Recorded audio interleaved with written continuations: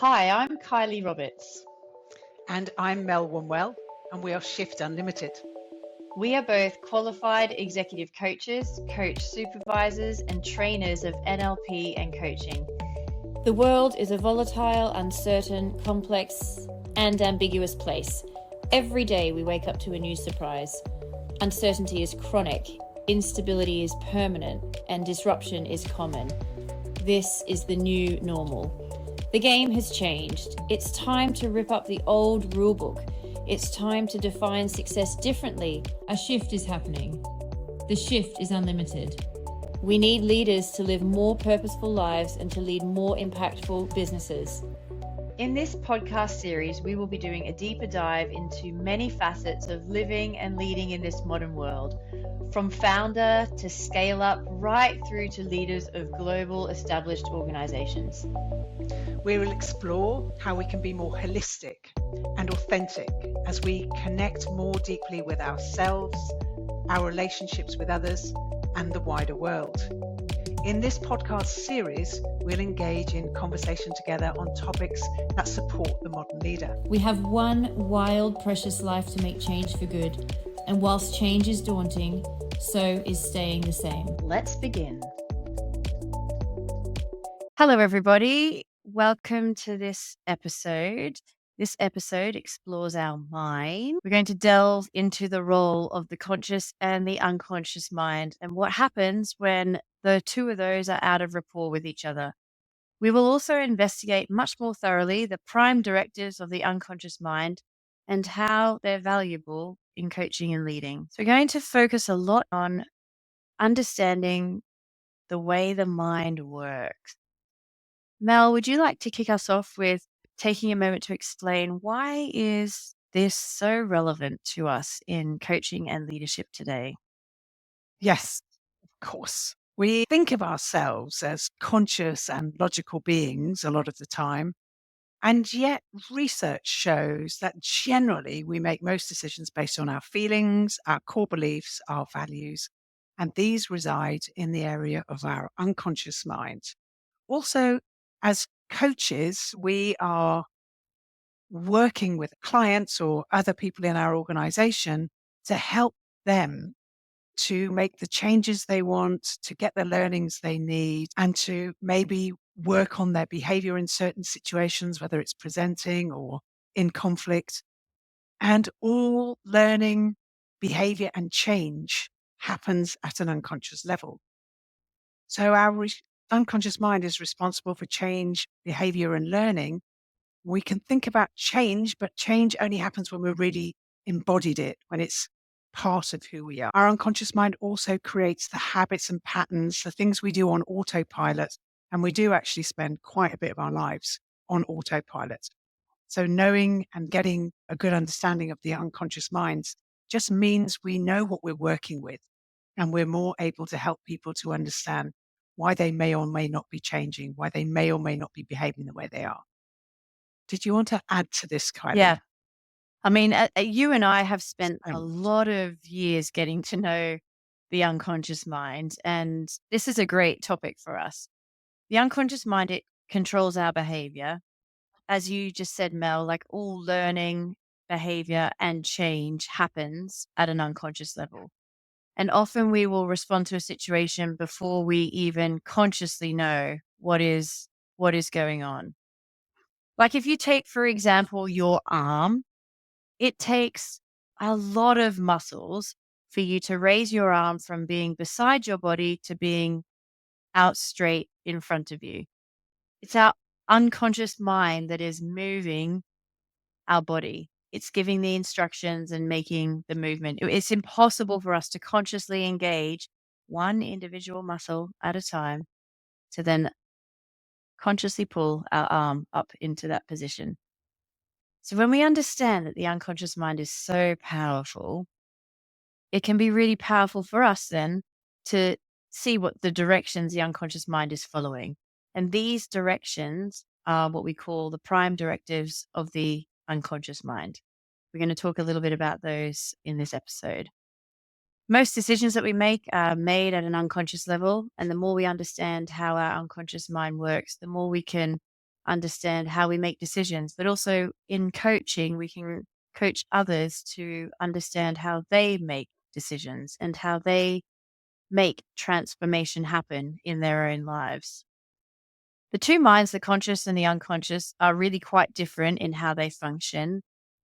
So let's share a little bit more about the conscious and the unconscious minds and dig in a little bit more into this neuroscience. Mel, do you want to pick up from there?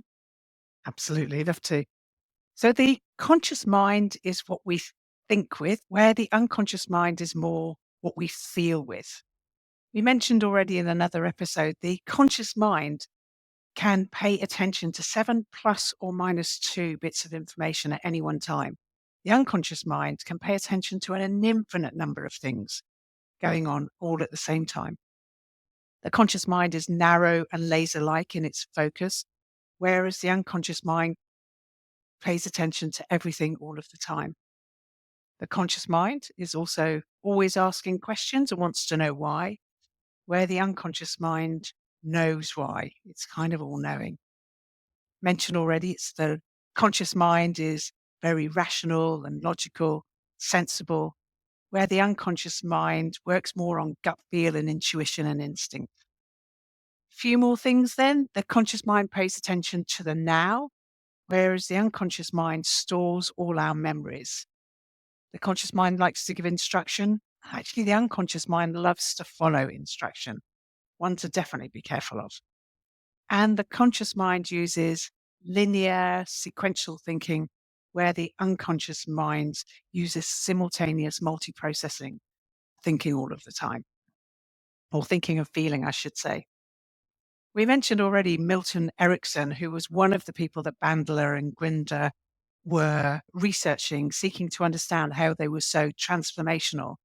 And he said once that the reason his patients suffered was because often their conscious mind was out of the raw. So, for example, their conscious mind would be saying to do one thing, and yet it would be doing something else. And so sending miscommunication to the unconscious mind and causing chaos. Did you want to talk a bit more about the prime directives that you mentioned a moment ago, Yeah. Kylie? So the prime directives are the directions that our unconscious mind follows. It's how our unconscious mind works naturally and automatically. When we work with the unconscious mind, if we work in alignment with the prime directives, we can get the greatest results in the least amount of time and effort. And if we get really deep insight into the prime directives, it's like having an instruction manual for our mind, which is super cool. So, the first prime directive of the unconscious mind is that the unconscious mind stores all of our memories. In the 1950s, there was a neurosurgeon called Penfold who stimulated surgery patients during their surgery. So, stimulated their brain whilst they were having surgery. And when he did this and the patients then came out of surgery, it was quite astonishing just that the patients could recall all of their lives in detail. So when we're in the right state, our memories become available to us. So the unconscious mind, the first prime directive is the unconscious mind does store all of our memories. The second one is that the unconscious mind is also the domain of our emotions. Mel just mentioned it before that this is the place of feeling. We are feeling beings. So the unconscious mind is the domain of our emotions. We really love breaking down of the word emotion, that is energy in motion. So whenever we feel an emotion, it is our unconscious mind at play. And we should really learn to pay attention to the emotion we are experiencing, whether that be sadness or happiness or something else in between. So we can just become a lot more curious about the breadth and depth of the emotions that we have available to us.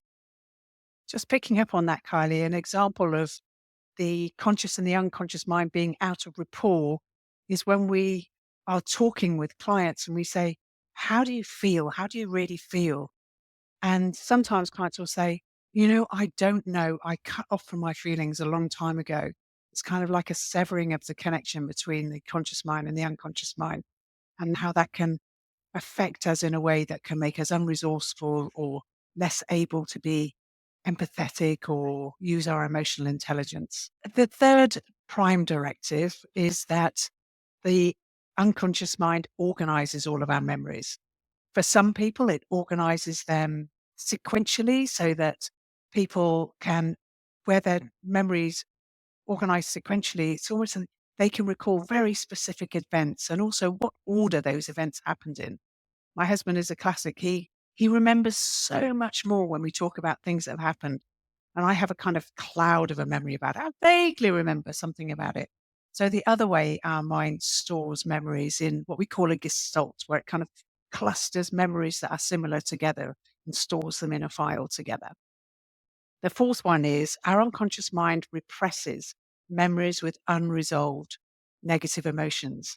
By represses, we means almost like puts it out of our mind, puts it in a box and closes the lid on it. It's unresolved because maybe we didn't have the resources to deal with the emotion that occurred in that particular instance from our past. It's something to know that it's always there and it will sometimes pop up as well. It represses it, but then sometimes decides now might be a good time to bring that unresolved negative emotion up to see whether they're ready to deal with it yet. So if you ever have those occasions where things pop up and you think, I'm not ready for you, that's an example of your unconscious mind deciding to show you a repressed memory.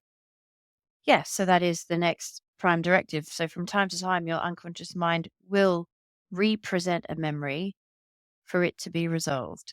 So it will do that when it believes you're ready or when it wants you to resolve an emotion, take the learnings, letting go, it's not serving you anymore. So it wants you to let go of that unresolved memory. But it doesn't always present it at the perfect time and the time that you want it to present it. It could come when you are least prepared. So that is something to be aware of, that the unconscious mind will just do that when consciously you might not feel prepared, but it's time for this memory to be resolved. The sixth prime directive is that the unconscious mind keeps memories repressed to protect us. So imagine if all of your unresolved memories were open and present, we'd just be a complete mess. So it does keep them pressed at times for the purpose of protection and protecting us. The unconscious mind also runs our body. Like we talked about before, raising an arm involves a lot of muscles, but the unconscious mind runs our body so that, it keeps our heart beating. We don't consciously make our heart beat. That happens. That's our unconscious mind. It's allowing us to breathe. So our lungs are breathing. We can consciously choose to inhale and exhale. When we're sleeping, that's not a conscious choice. And for most people, breathing is not something that they consciously do all day long either. That is an unconsciously run process. Walk. We don't really have to stand. We're lucky enough, actually, as able-bodied humans, to be able to just get up and walk without consciously thinking about it. So the unconscious mind is running our body. It's got a blueprint of our body in totally perfect health. So the eighth prime directive is that the unconscious mind preserves your body. Kylie just said it has a blueprint for what your body should be like at all your various different ages. And so it's looking after your body, it's preserving it, it's doing everything it can to keep it safe, it's running your immune system and everything to fight off illnesses or to fight off infections that come to keep our body safe and well. That's also the reason why it will repress emotions, to keep our body safe and to keep emotional baggage from building up too much and causing injuries or causing us to have really tight shoulders and things like that. It also, the number nine, prime directive number nine, is that it follows a moral code. And that's the moral code that you were taught and accepted as you were growing up.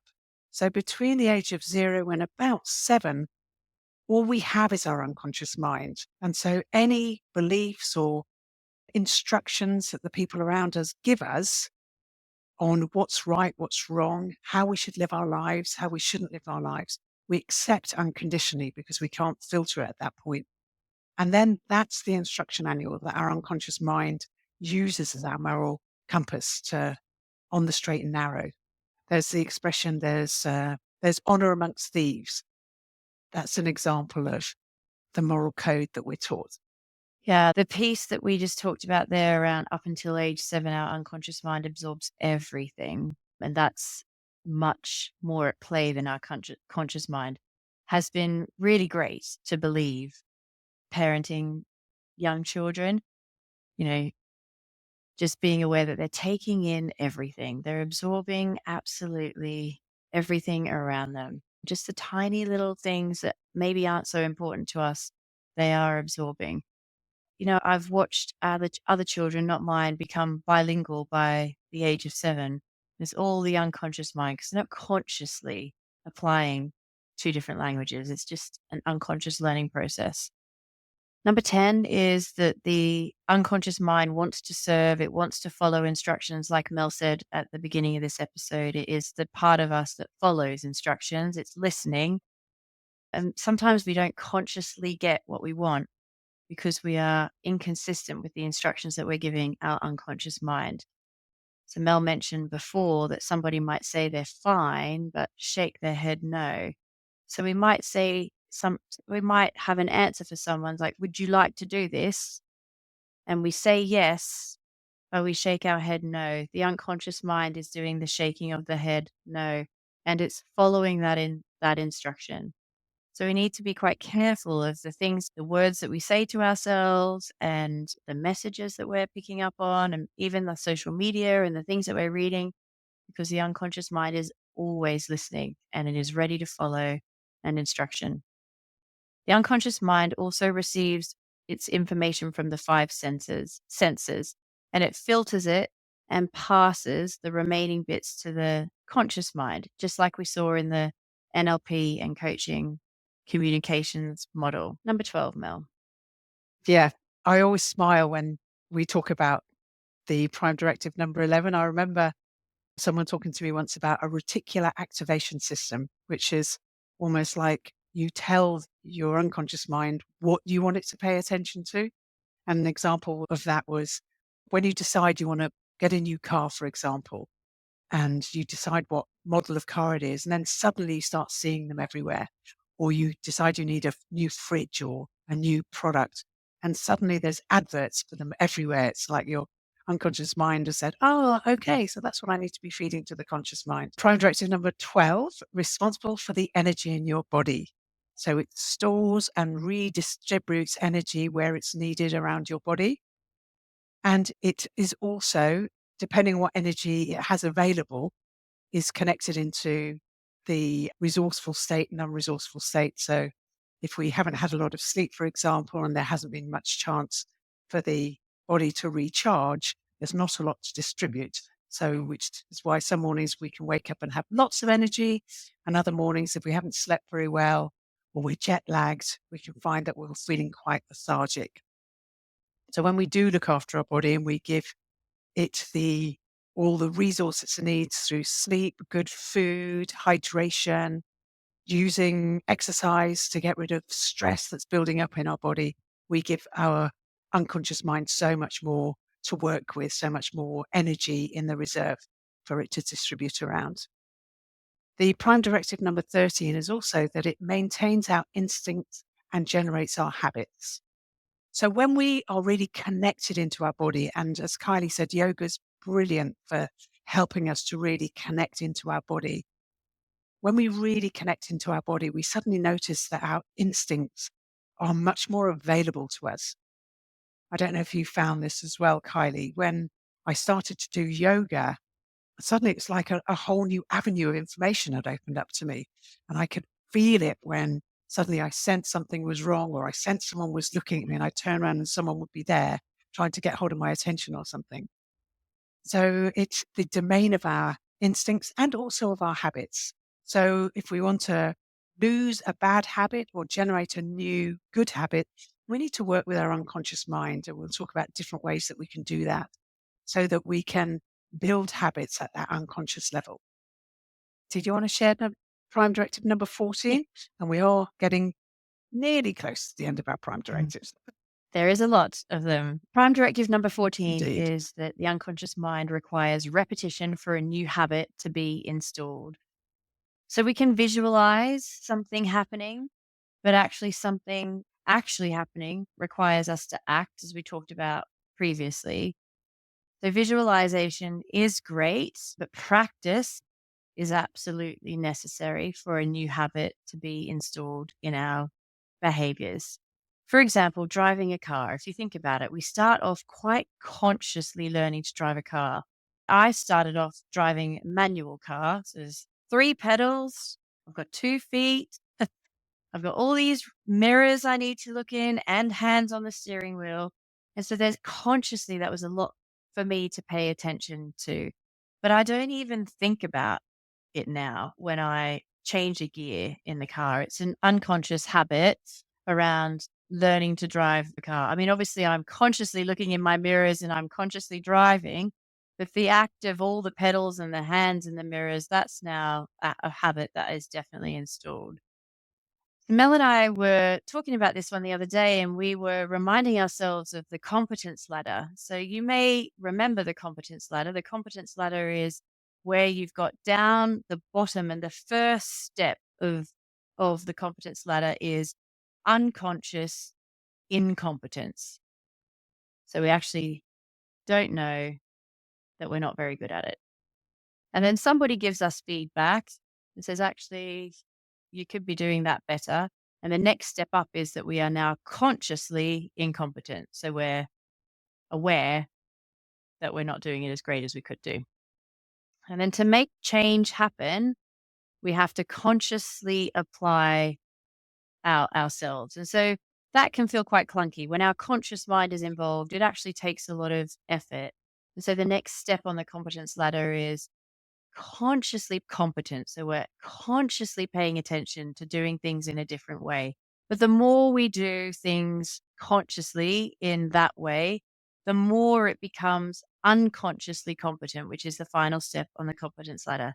And the unconsciously competent is it's just happening now. It's a habit, it's fully installed. We don't even need to consciously think about it. Our unconscious mind has got it under control. So this is practice is progress, which is a phrase that we absolutely love, Mel and I.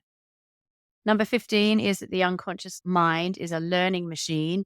It's continually seeking more and more, wanting to learn. It's always striving. And that's just very empowering for us to believe and know as coaches and leaders.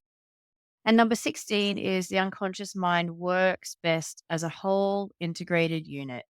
So in life, sometimes things will occur where the mind and the body can become fragmented. So in trauma, that can happen.